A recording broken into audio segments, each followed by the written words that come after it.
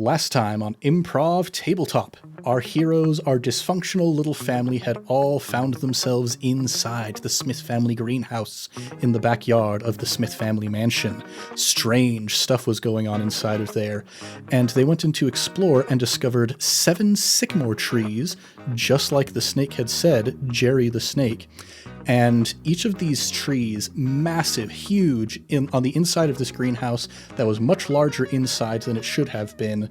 Each of these trees having a hole in the side of it, an indentation where something presumably had extricated itself from the tree, something halfway between humanoid and bestial, and all of these trees connected to a large purple mushroom in the center, the mushroom that had been planted by Maud and her animal friends all those years ago, sometime in the past, it was planted by Maud and her animal friends. And as they were studying this strange scene in front of them, Safari Smith decided he was going to try and discover what was up.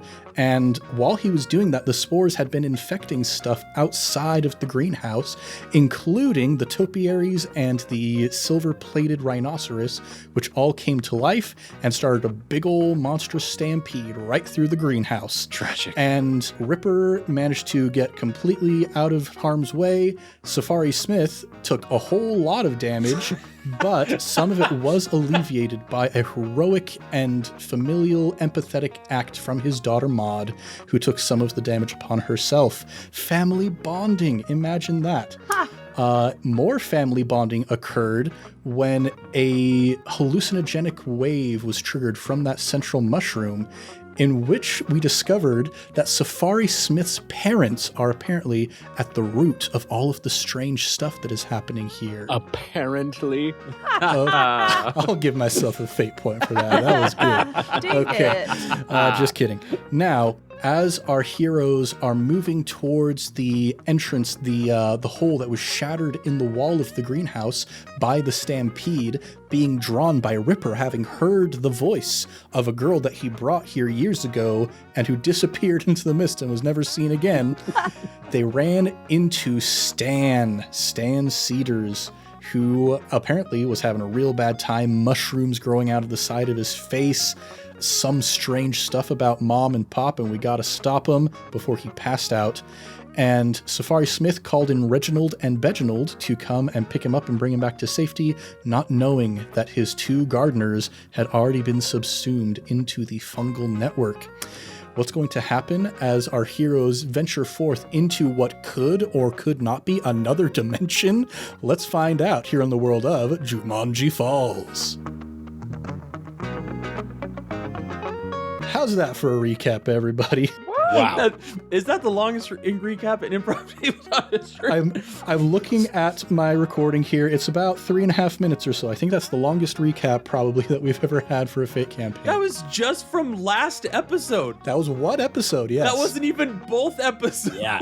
It's as if that recap is telling you that this story should be longer. I mean, I don't know. It's possible. Some of you may remember that Heather has been petitioning hardcore for more episodes in this campaign. Anyway, on with the show. Let me just shout out my homeboy Ezra, who totally heard that plea before it even came out. Yeah, a comment on the Patreon weeks before the last episode was even released. Let me read it. These are so cool. Jumanji Falls needs to be a long-form campaign.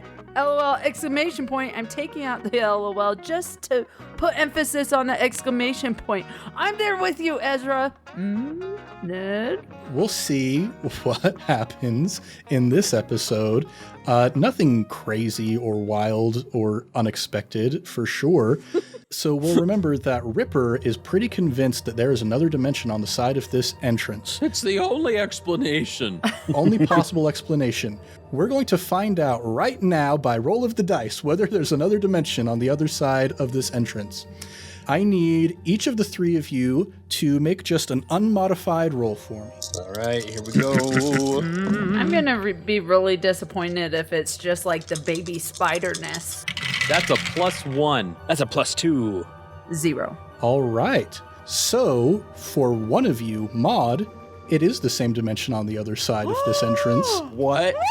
for Ripper and Safari Smith, it's not just one other dimension on the other side of the entrance, it is 2 different dimensions on the other side of the entrance. What? Aha. So I knew it. we have just split the party 3 ways. What? I knew it. OMG. And we didn't even try to split. Surprise. Subsumed by the fungal network. Good luck wrapping this up in 1 episode. Oh, I'll do my best. I'll do my darndest. Okay. Ned's pretty good at that. I mean, if all 3 of you die by the end of this episode, then Story over. story over. All right, so now that we know that everybody's going to be in different dimensions for this next bit of the campaign, everybody roll again to see who we're going to follow first. We'll go with highest number, we'll go first, and then we'll go down from there. I got a -1. I did as well. Oh. I got a flat 0. Okay, we go. so at the perfectly medial neutral place, we are going to start with Safari Smith.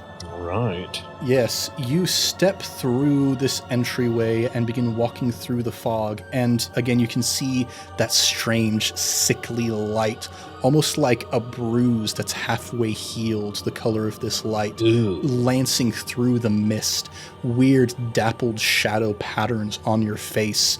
And as you start to get further in, you realize that the shadows of these dapplings are coming from a dense thicket of jungle, vines and creepers and ferns of all kinds.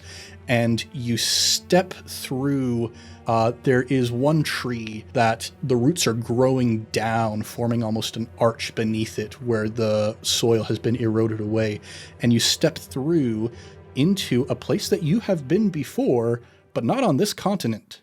What the blazes? Oh, Safari Smith, do hurry up. We're going to lose our prize cheetah. Worthington? Alabaster Worthington, what are you doing in my greenhouse? You are such a card, Safari Smith. I have not changed my name. In fact, I am still Alabaster Worthington, your best friend in the entire world. You still didn't answer my question of what you were doing in my greenhouse. And he, gets a concerned look on his face as he stares at you and says, Safari Smith, you took perhaps a couple too many shots of the laudanum last night at the bungalow. I look around and get a better look at what is surrounding me. What exactly do I see? You see a very familiar sight. This is sort of a base camp, a safari base camp, that you set up 13 years ago when you were on safari with your friend Alabaster Worthington and your other 2 friends. Hey, how's it going? You look a little, like he said, a little bit tipsy or something. Here, this should help. And he pulls out, it's this short man who's balding up on top with little wispy white hairs on the side, obviously combed over the top, a couple of them, and he's got these big aviator glasses that are also bifocals, so they're really, really large and thick, and he's got his safari shorts pulled up to his waist, up to, his chest, and he's got his white, short sleeve awkward shirt that's all dusty and everything, and he pulls out this big canteen and opens it, and this oily substance kind of pours out. He goes, Here you go. This'll help a lot. Bruiser Paddington, I haven't had one of your elixirs in years. And I'll down it. What is in this elixir, Bruiser Paddington? it's fish guts, Mm-hmm. lion liver, Mm-hmm. and lizard skin. Ooh. And then it's also got a little bit of honey to help it slide. That is a safari drink if I have ever heard of one. Yes. Okay. Safari Smith, I think we're going to need you to roll to overcome with forceful. With Yeah. disgust. Flat 0. All zeros on the dice. All right. Well, you do have a +2 forceful. Oh, wait. Oh, forceful. Yes. Since it doesn't help if you're not drunk. I was just gonna say, talk about, hallucinogenic in some way. It's just painful. Mm-hmm. That's true. Is this I mean, we're kind of a vision, right? So is this actually like mushroom that you are ingesting? Are we a vision or is this another dimension? Literal dimension. Is this the real life? Is this just fantasy? Or are we dancer? But just once. Just one. Oh boy. I'm going to give everybody a fate point for that because I love it. All right, forceful. That's a +2. Okay, so you managed to not vomit. Now, given that you were not drunk before you drank this, what effect would it have on somebody who's not drunk? I think it is, in fact, going to kind of sharpen your senses a little bit. So we're going to create a quick situational aspect called... Eye of the Tiger? Oh, man. Yeah, we're going to make this a boost. So this is a one-use situational aspect that you can use whenever you would like, and then it will disappear afterwards. But yeah, you look around at your friends. Okay, Alabaster Worthington, Bruiser Paddington, and your third friend, whose name Thomas is... The third friend is a tall individual, surprisingly skinny, and they're just in all black, and they have a emo hoodie on, and they are a little uneasy on their feet, but like their entire skin is basically covered with clothing, and they've got like their hands in like their pockets, and half of like their forehead is like covered with like a swoop of hair. They just open their mouth and go, good, sorry, Smith. They are Grunt. That is their name, Grunt. Grunt. Okay. We'll go with Grunt Valentino. Why not? There we go. I was thinking normal man. Normal man. Absolutely a normal man. Just a normal man. Okay. All four of you are gathered here in this base camp. And Safari Smith, as your memories start coming back to you of this night, you're noticing that a couple things here and there are different from how you remember they should have been. What is one of the things you notice that is notably different this time around? I notice that the camp, of course, in this camp, there are many hides and pelts and hunting trophies and things like that lying around, rugs, full tigers with the claws and the heads and the teeth and the eyes all still intact. Mm-hmm. And I notice that the eyes seem to follow me. But when I look, they're not. They're just normal. But I feel like I'm being watched. All right. Go ahead and roll unmodified against a difficulty of 0. We're creating a situational aspect here. Come on, situation. Flat 0. All right. So we're going to create another boost for you that you can use once and then it will disappear. And we're going to call this one Lingering Spirits, ? Ooh. I like it. And Alabaster Worthington gives you a big old slap on the back and says, "Now, Safari Smith, you are losing your touch. You used to be able to drink an entire gallon of laudanum before it even hit you." Oh my goodness. It's not good for you. Father of the year. Grunt pipes up and goes, losing edge. You said it, Grunt. I need to hone my senses. I've gone soft, lounging at home with my wife and my coffee and my servants and my daughter. Well, if you need to hone your senses, may I suggest you find us that prize cheetah that we just lost? Cheetah, you say? I will scan the jungle, the savannah, wherever we are. And as he's scanning, Bruiser just kind of under his breath to Alabaster and Grunt says, Did you know he had a daughter? What? This is the first I've heard of it. I can't believe this. And I'm his literal best friend in the whole world, like we just established. Yes, I don't talk about her much. But things have changed recently, and I don't want to talk about it. Very well, fine. We are men, and we do not talk about our feelings. Or families, apparently. Real man. Unreal normal man. Real normal man. All right, Safari Smith, go ahead and roll to overcome with Clever to see if you can find any sort of trace of this prize cheetah. 3 plus 2, that's a plus 5. Oh, dang. Very, very good. Yeah. You pick up the scent. You catch a whiff of something, a particular musk off in the distance, and you follow it to one of the trees, and you see a little tuft of fur clinging to one of them as this beast climbed up the tree and then leaped from one to another, and your eyes are like tracking it as it goes through the jungle. You have your big ol' blunderbuss, the biggest blunderbuss, and begin moving your way towards it. Now, as you start moving, leading the rest of your friends, Grunt, why are you a threat to Safari Smith?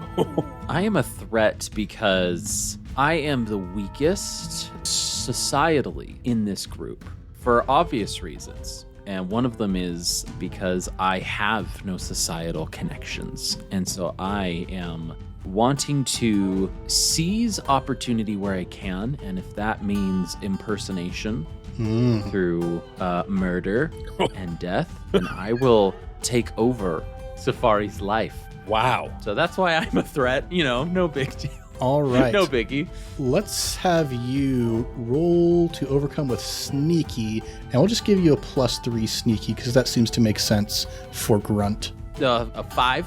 All right. Safari Smith, you start walking. Bruiser, you're like, okay, let's go. And you grab your gear and start trotting afterwards. And Alabaster takes another sip of his tea before placing the cup down and turns to leave and follow before a hand with a cloth is placed over his mouth and his eyes roll back in his head as Grunt struggles to wrestle him down to the ground. And so, one obstacle is out of the way. Now, Thomas and Heather, you two tied. Let's have the two of you roll again to see who goes next. All right.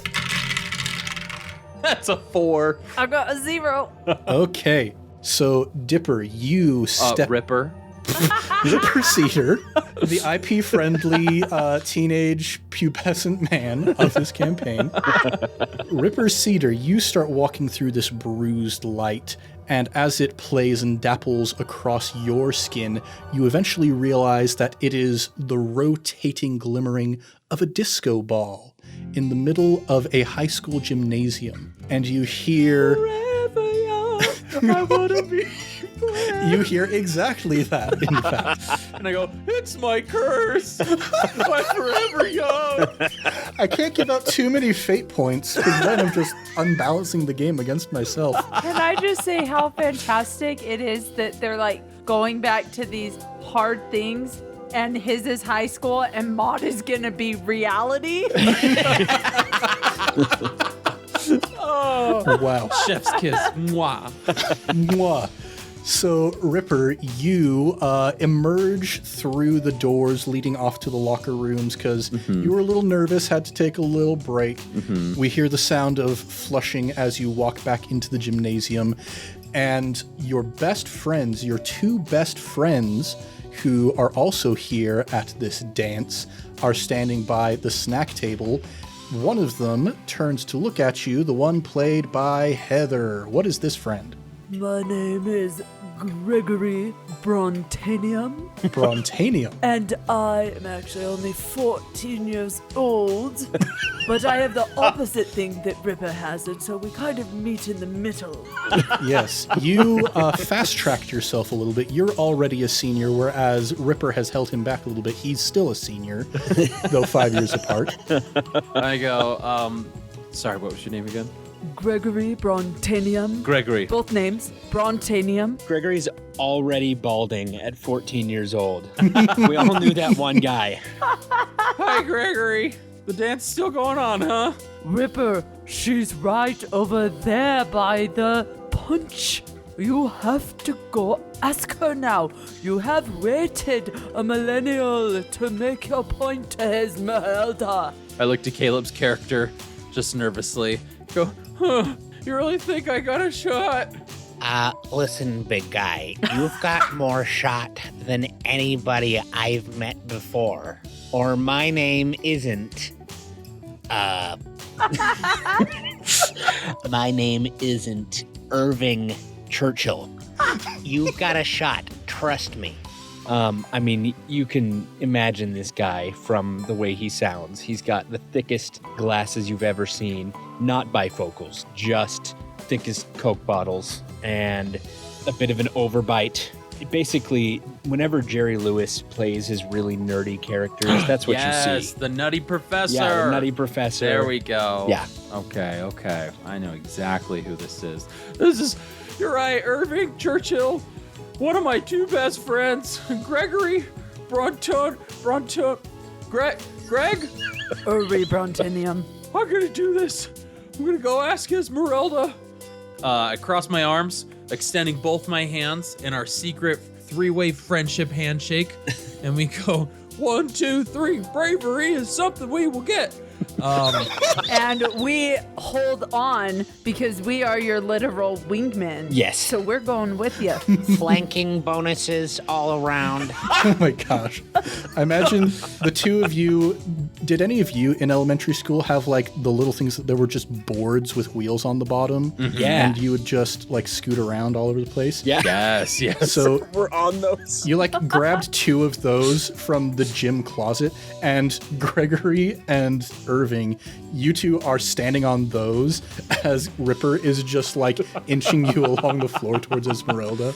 I walk up to Esmeralda, very nervous as she's surrounded by her friends, her really also very attractive friends, as she's the most beautiful woman in the entire high school, and just been waiting and eagerly waiting to say hello to at prom. It's crazy that nobody asked her to prom. But how brave and confident of a woman she was to come even by herself, and just so intimidated, but now's my chance. So I go up and I just clear my throat.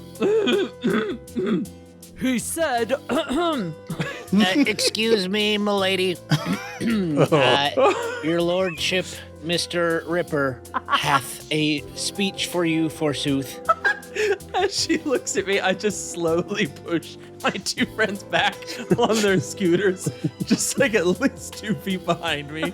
And I go, oh, this song, crazy, right? I mean, you think you want to be forever young, and then some people it happens and you realize what a curse it is. Just crazy, isn't it? So crazy. Go ahead and roll to overcome with Flashy. Here we go. Oh, man. Baby, this is my chance. That's a 2. I'm gonna use a fate point though, All right. and I'm gonna invoke my high concept, anxiously ready. Okay. I'm gonna add a 2 to that. I'm not gonna re-roll. Aw, come on. Okay, bringing you up to a +4. There we go. And- I really gotta smash this out of the park. Yeah. You see Esmeralda's friend on her right kind of pulls her in and whispers in her ear, and you see the two of them having a whispered conversation back and forth. And in the parallel reality where you failed that roll and did horribly, Esmeralda's friend says, I told you I was going to come and ask you. You lost the bet. You have to do it. Ooh. But in this reality where you did succeed on that roll, she's like, you can't tell me you're really going to associate yourself with Ripper Cedar? And Esmeralda says, I've been denying the truth of who I am for far too long, Cassandra. It's time for me to go off with the man of my dreams. And she just like pushes Cassandra off to the side and says, it's such a crazy song, Ripper. You know, youth is a curse in some ways, but so is age. Just the cycle of time. We are just at the whims of its cycles, its vicissitudes. Wow. Dust in the wind. Save from 4 feet away. A philosopher as deep as your beauty. Would you care to for a dance where we could continue this discussion about what it means to be alive? Of course, I would love to have this dance with you, Ripper. And the two of you begin dancing on the floor. Ooh. I turn to Gregory Brontonium and I go, get my risers. Get my risers. He has a pristine leather satchel, and he takes it out, and it just looks like a board, and he like kind of throws it to air it out, and it goes goo goo goo goo and grows like a step, and it's like now 12 inches high, and he hurry and like throws it on the ground so that Ripper can go on top of it. There you are. course. And so the two of you begin dancing slowly, romantically. Irving and Gregory, let's have the two of you roll unmodified to see who is more jealous of Ripper Cedar. How are you a threat to Ripper Cedar? That's a -2. That's a +2. Irving, you are so stoked for your friend. He finally got everything he wanted. A lord deserves his lady. Now, Gregory, how did you sabotage this riser? Oh boy. Oh, I have my very, very expensive lip balm, and I had covered the top of that step in my lip balm all the way so that when he slips, I can come in because I'm taller than him anyways. All right. So, Thomas, let's have you, or Ripper rather, Ripper Cedar, who is a different person than Thomas Brower. Let's have you roll to overcome with careful to see if you can avoid slipping and falling as soon as you step to the top of this riser. That's a 5. Wow. Mommy. This is my moment. Yeah, you step on the top and you feel your feet starting to slip, but you catch yourself.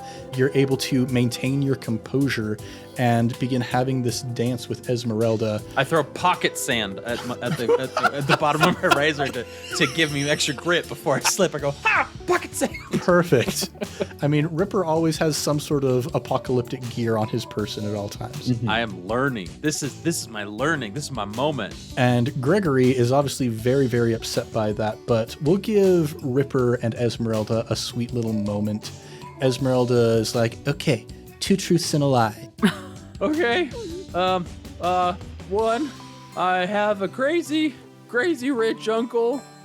2, my only friend is a wild animal that lives in the woods.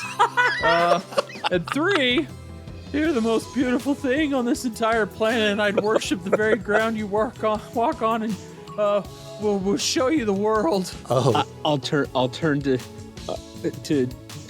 what's your name? Bronsonium? Gregory Brontanium. Gregory Brontanium. Greg, I can hear them, and I'm pretty sure he just told 3 truths. Well, that is only if you aren't considering yourself his friend. What are you thinking, Irving? He said 1 friend. That's true. All right, we'll see where this goes. Or are you trying to sabotage him? I saw that he slipped. Was that Hugh? Hugh? No, Hugh. and this guy comes bustling, was like, yeah. Hugh was nowhere near. It's all right, Hugh. Go back to the jocks. Okay. And he, I'm going to shove him into Ripper, actually.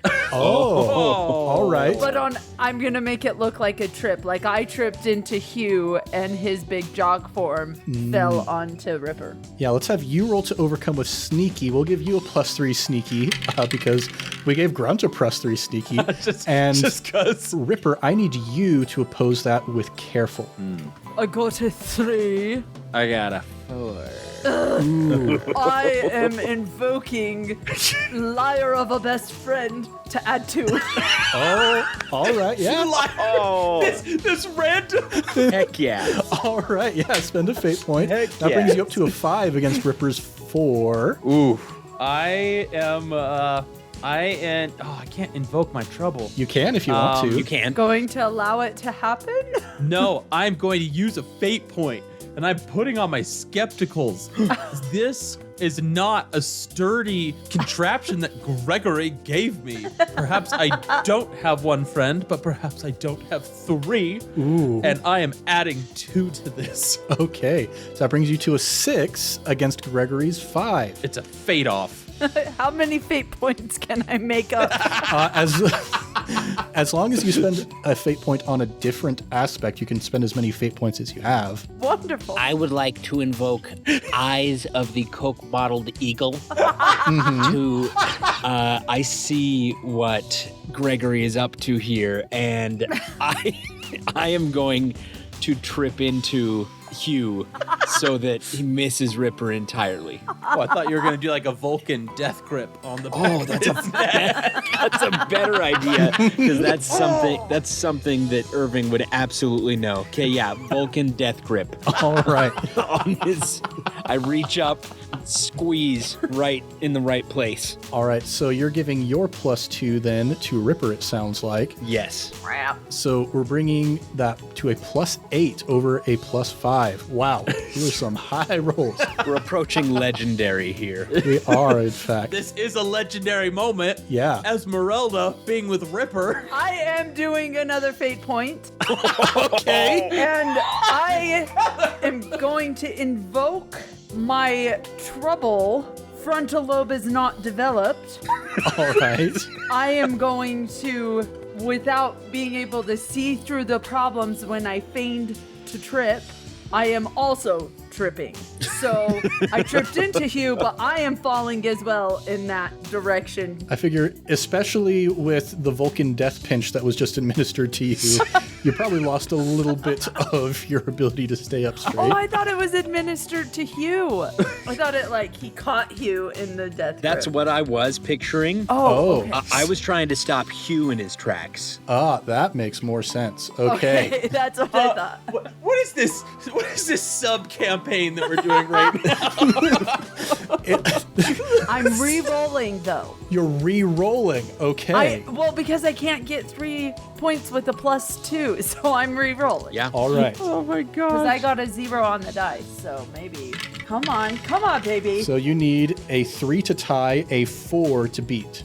I got one more. Got a one. So I'm just a 6. Okay. So Take it, Gregor. Take it, Gregory. yeah. So you say your 2 truths and a lie, and Esmeralda says, I know which one's the lie because you have such wonderful, supportive friends. And looks over at Gregory and Irving and everything that's going on. And she grabs you, like she puts her arms around your waist and does a big ol' spin, taking you off the top of the riser as Hugh and Gregory go tumbling into it. Don't you want to live forever? And she like lifts you up into like that ballet sort of, you've got your arms Dirty extended. dancing. I do the dirty dancing pose. Yeah.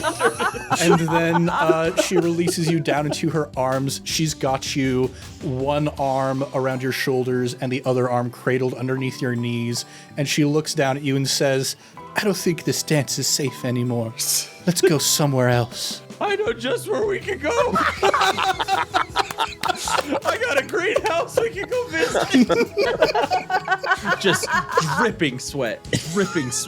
This is the ideal situation. I didn't have to bribe her. I didn't have to ask her in any awkward way and just like keep pestering her all night. She's just with me. This is how I wanted the night to go. And I'm just living in this dream ideal moment. All right. And as we give Ripper his beautiful moment, we're going to cut over to Maud, who has to face reality in the real dimension. What a crime. So you start walking into the bruised light, the shadows dappling across your face.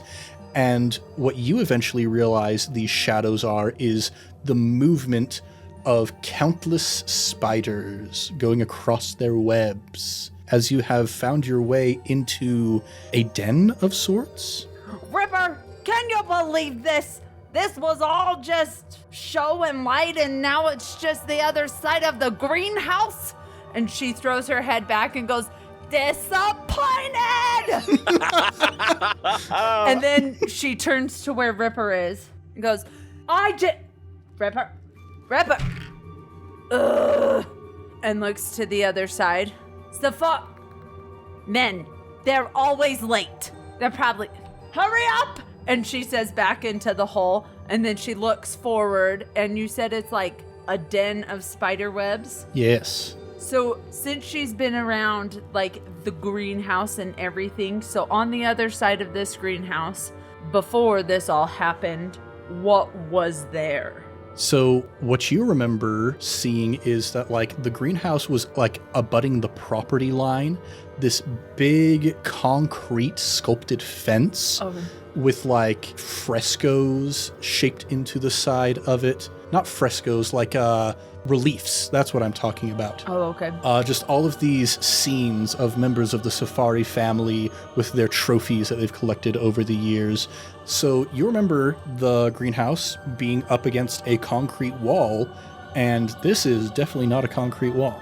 It's a bunch of spider webs, but is it like behind the spider webs? Is it like cavernous? Is it open space? Is it trees? Like, is there depth I can go, or I'm like at the wall of webs? Yeah, you've definitely got like a wall of webs in front of you, but on the other side peering in, you see almost like a big cavern just completely surrounded with webs crisscrossing in through the center of it, creating lattices and structures. But you can see on the other sides of those webs as well, even more passageways snaking off in various different directions. How on earth this was behind that concrete wall this whole time? I should have smashed it years ago. Yeah, we should have, Mod. Yes, we should have. Wait, where are you? I can't see you. Jerry? I'm down by your sneakers. Jerry? Oh, Jerry! Jerry, you've got purple dots on you! I think it's just mushrooms. Don't worry about it, I feel fine. Were you okay? Did he step on you or anything? That guy is so fat. Just on the end of my tail, but it's okay. Oh, Jerry! And she goes down and she like pets his tail and like blows a kiss to it and was like, how's that feel? Is that better, Jerry? Thank you, that's very soothing. Yeah, we're fine, Mod. Don't worry about it. Gerard? Is that you? You're a... Gerard has grown 4 times the size of what he was before. He is purple with massive muscles. And where his claws are, they are jagged like knives that he has to like that retract in and out of his hand. And he's just eating a mushroom from like the other room, and he's just nibbling on it and goes, yeah, this is great, ain't it, man? It's a good thing we planted in here. And his eyes are just wide and like bloodshot. His transformation is so cool. I just got these mushrooms growing out of my back. It's a constant food source. Gerard, I told you never to eat things that are purple. But I come here to the greenhouse and I eat the stuff in the greenhouse that we planted. It's the best stuff. It's the best stuff all around. I feel like I already know who's gonna hate me. Who's the threat against Mom? Yes, that. Well, I mean, let's let the dice decide. Yeah, I could be friendly. Yeah. Yeah, and Caleb, you go ahead and roll as well. I might be a boa constrictor. Whoever gets the lower roll, that's going to be the threat here. Okay. Caleb, what'd you get? -1. I got a 0. Oh my gosh. So Gerard is over here completely strung out on mushrooms. And while Maud is just staring at him, the narrator says, unfortunately, Jerry was lying to Maud. I'm slowly snaking up her legs in a circular manner, spiraling around, ready to squeeze the life right out of her. I look over to the spider webs and I go, hey, what's up with the Fibonacci sequence over there? You can see it, right? The pattern? Yes, the Fibonacci spirals over there. You can see it in the patterns of the spider webs over here, right? They've gained a higher form of intelligence, and they see things that we ain't seeing.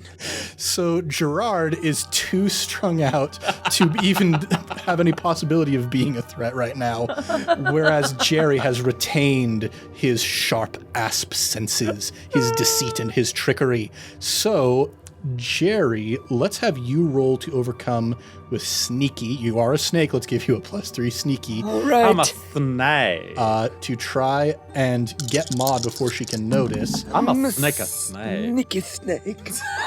Maud, roll. I mean, I feel like it would be clever to try and notice that Jerry is actually the threat here. Yeah, instead of Gerard. That's a +4. Ooh.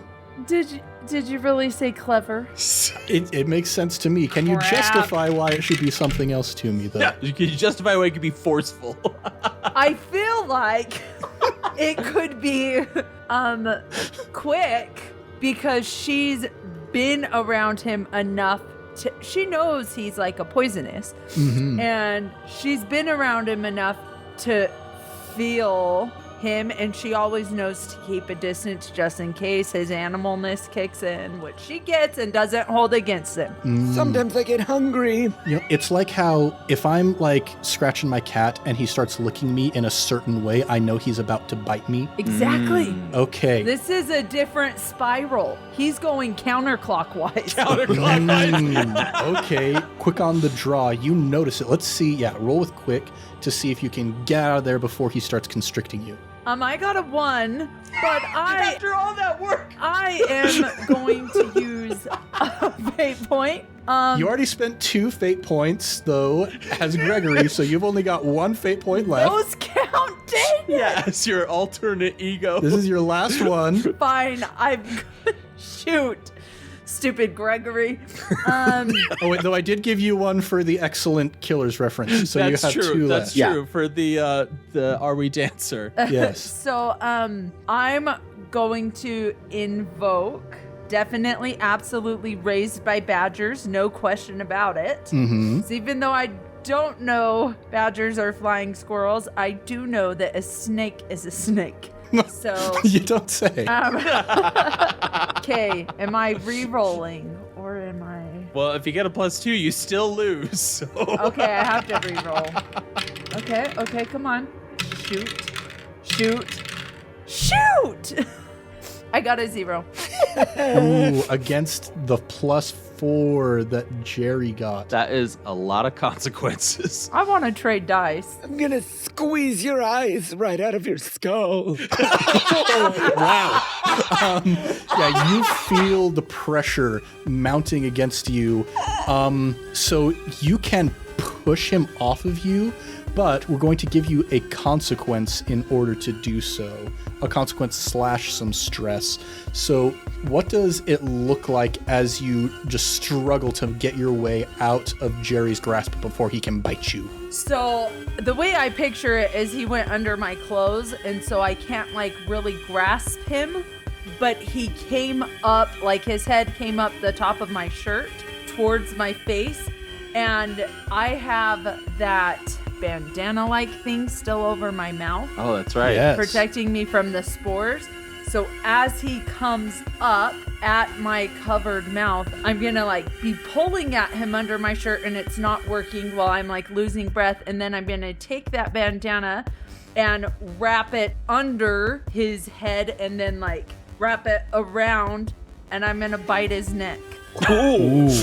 Okay. So I may get some venom. I mean, I don't know.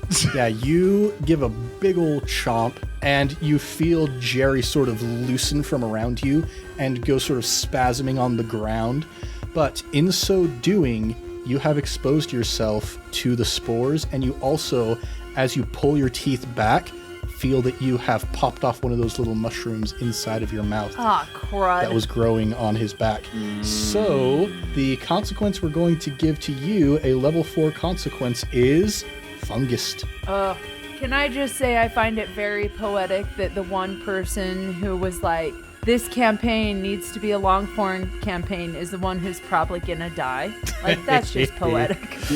So, yeah, you drop Jerry onto the ground. Gerard is still just like, oh, I swear I can see the Mandelbrot setting those webs over there.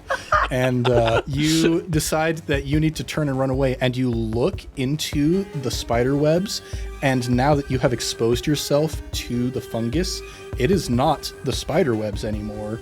You see in front of you the old great tree. Aw, nuts!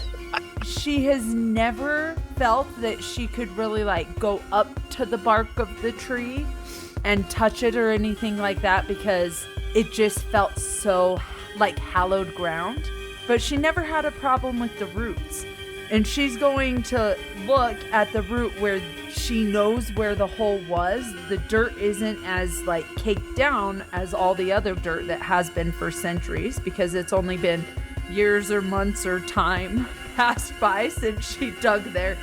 And she is going to grab, he's like 4 times as big, right? She's going to grab Gerard as she runs away.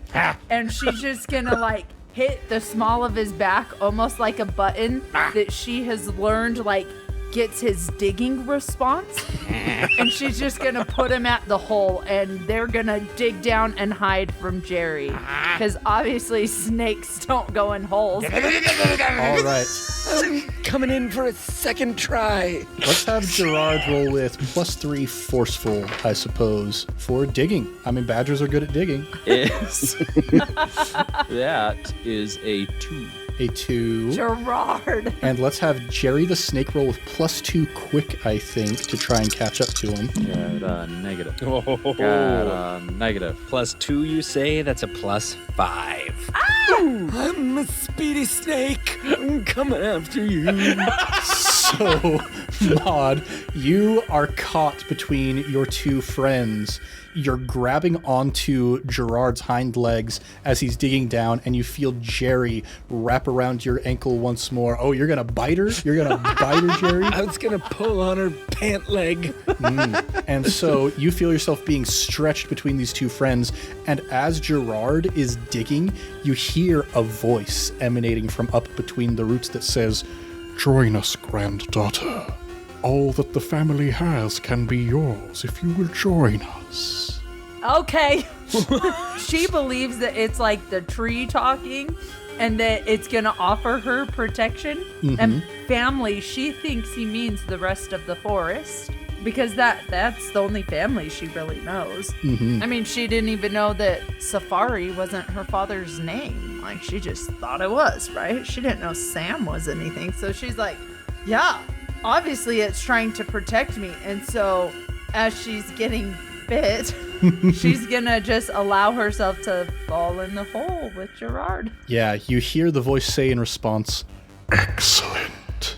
and you hear from deep down beneath the ground a rumbling, a muffled boom of sorts, and then tunneling up through the ground with earth-shaking force, you see a blunderbuss blast come up through the dirt right beneath Jerry and blast him up into the sky. And now that you are no longer being pulled backwards, Gerard's force of digging pulls you down, and you find yourself falling down the badger's hole towards a strange purple light beneath you. And I think that's where we're going to pick up next time. Next time! Ooh, boy. Gosh! This is the coolest campaign I've ever been in. Ezra, we did it! Never played so many characters in a Fate campaign. I love it. Well, everybody, we've got here our first double-length Fate campaign. Prepare for 4 more episodes of this. Hot dog, hot dog. How big is the dog? Whew, man, Maud's experience is terrifying. I'm gonna have nightmares. Absolute nightmare fuel. I'm a scary snake. I mean, hers. Kale, that was absolutely terrifying that you were the one that caused danger to Maud. You know, it makes sense though, because Maud's is actual reality. So The most harrowing by far. Well, everybody, thanks for listening to Improv Tabletop. We will be back next week with even more adventures in the world of Jumanji Falls. Yeah. If you want more, go ahead and subscribe. Maybe even give us a review. We would be as happy as a pre/post/interpubescent young man who is being held up by the love of his life if you would go ahead and give us a review on the podcatcher of your choice. We are also all over social media, but I don't care about social media, so send us an email. improvtabletop@gmail.com. I check the email every day.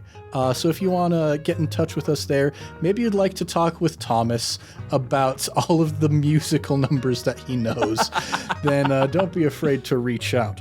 Now it's time to shout out our next batch of Sticker Club patrons. And this week we're shouting out Jim Packard, John Michael Carter Luckett, and the newest member of the Sticker Club, Jay Forsman.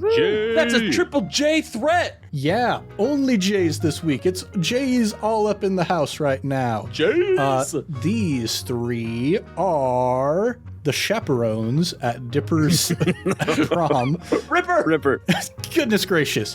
These three are the chaperones at Ripper's prom, making sure that none of the shenanigans are getting too out of hand, and that they are the reason why Gregory is getting carted off to the principal's office right now. Yeah. Because turns out he was a bad friend. And if you're a bad friend, listeners, you're going to go to the principal's office too. Brontanium. I feel like Dipper matches you, though. You were Dipper before you grew. Now you're Ripper, you know? Well, everybody, we'll have more Sticker Club patrons to shout out next week. And if you, dear listener, want to join their ranks, consider joining our Patreon at patreon.com/improvtabletop, where you can also get things like Discord access, biannual sticker packs, and more, such as our current ongoing patron-exclusive campaign, Miceborn, the Mouse Ritter Chronicles. Oh, yeah. Wow. This one is wrapping up, and we are already in the works preparing for the next campaign that we're going to be running as our patron-exclusive campaign. We're getting characters put together. It's going to be lots of fun. I'm very, very excited for it. It's going to be good times. And more information will be forthcoming about that as we get closer. But now, let's do a round of plugs. Thomas, would you take that this time around? Folks, I want to plug just fun storytelling. This, to me, is very fun storytelling. I love this. And there's a lot of times in life you just got to say yes. And you just got to say yes and commit to an idea. And when you do, it actually turns out to be pretty good. Like committing to a strung out flying badger named Gerard and making some of those decisions. That's what I want to plug. Also, I guess we could also plug our sister podcast, iCast Fireball. Speaking of good storytelling, Good one. If you like good old pirate shanty, well, you could put that on while you listen to iCast Fireball, because it'd be a pirate campaign. You got just two different earbuds with two different audio devices playing at the same time. It's a ton of fun. Go give it a listen. And join us for the next episode of Improv Tabletop, where this campaign just keeps on going. Yeah! Yep. Heck yeah. Who knows where it's going to go? We'll find out. We don't know because it's improv. Oh, boy. Well, everybody, thanks for joining us here in the world of Jumanji Falls. I'm Ned Wilcock, your host and GM, and I've been joined by... Caleb Anderton, the sneakiest snake. Heather, definitely going to die, but so excited that I get 4 more episodes for my demise. And Thomas, realizing we didn't do this in the intro. Oh, we didn't introduce us. You didn't. Much love and stuff, everybody. We'll catch you next time on Improv Tabletop. Forever young.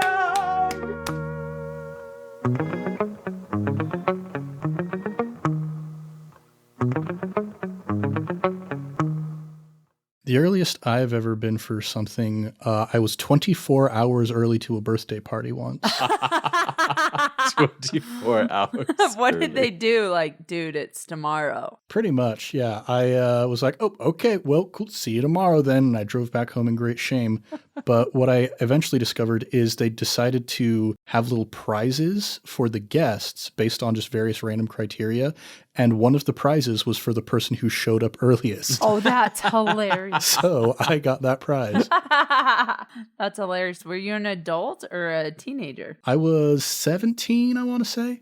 So the most embarrassing time to be alive. Worse if you're Ripper.